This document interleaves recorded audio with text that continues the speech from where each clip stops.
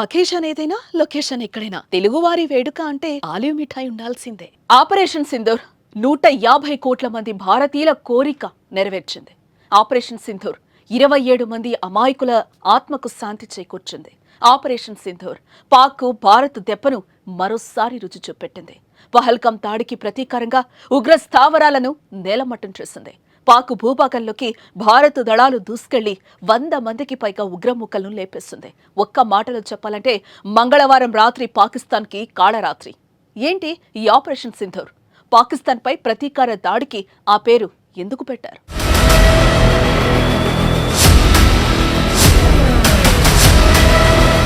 ఒకరి జోలికి పోము, మా జోలికొస్తే మాత్రం అంత చూస్తాం.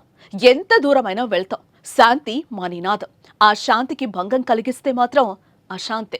పహల్గాంలో 27 మంది మా అమాయక ప్రజల్ని చంపేస్తే ఊరుకుంటామని అనుకున్నారేమో.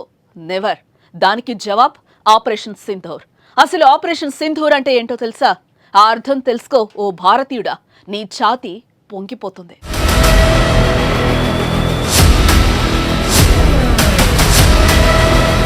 భారత సైన్యం విడుదల చేసిన ఒక చిత్రంలో ఆపరేషన్ సింధూరం గురించి పెద్ద అక్షరాలతో రాసుంది.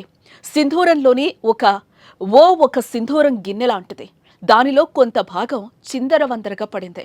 ఇది 25 మంది మహిళల జీవిత భాగస్వాములను లాక్కున్న క్రూరత్వాన్ని సూచిస్తోంది. సింధూరం భారతీయ సాంస్కృతికలో వివాహతత్వానికి మాత్రమే కాదు, ధర్మ యుద్ధానికి కూడా చిహ్నం. రాజ్పుతులు, మరాఠా యోధులు యుద్ధానికి వెళ్లే ముందు ధరించే తిలకం. ఇప్పుడు అదే తిలకం రూపంలో భారత్ పాక్ ఉగ్ర శిబిరాలపై దాడి చేసినట్లు ప్రపంచానికి తెలిపింది. ఇది కేవలం ప్రతీకార దాడి కాదు, ఇది నీతి కోసం, ధర్మం కోసం, దేశ ప్రజల రక్షణ కోసం చేసిన ఓ చర్యకు ప్రతీకగా నిలుస్తోంది.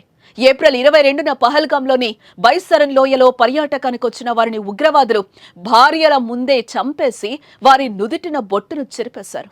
6 రోజుల క్రితమే పెళ్లి చేసుకుని పహల్గాం వెళ్లిన వినయ్ నర్వాల్ను అతడి భార్య ముందే కాల్చి చంపేశారు. అతడి మృతదేహం వద్ద గుండెల అవిసేలా రోతిస్తున్న హిమాన్షి నర్వాల్ చిత్రం దేశాన్ని కన్నీరు పెట్టించింది. ఈ ఉగ్రదాడిలో భర్తలను కోల్పోయిన మహిళల ప్రతీకారానికి చిహ్నంగా కూడా ఆపరేషన్ సింధూర్ను చూడొచ్చు.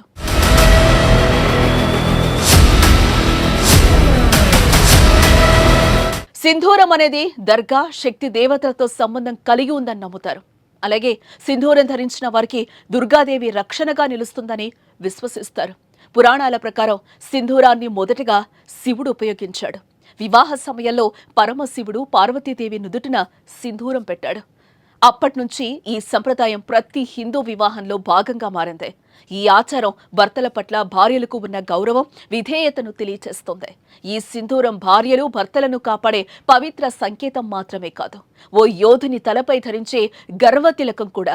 ఆపరేషన్ సింధూర్ పేరుతో అగ్నితో, ఆగ్రహంతో ధర్మ యుద్ధాన్ని ప్రకటించింది. భారత ప్రజల హృదయాలను తాకేలా ప్రపంచానికి స్పష్టమైన సంకేతంగా నిలిచింది.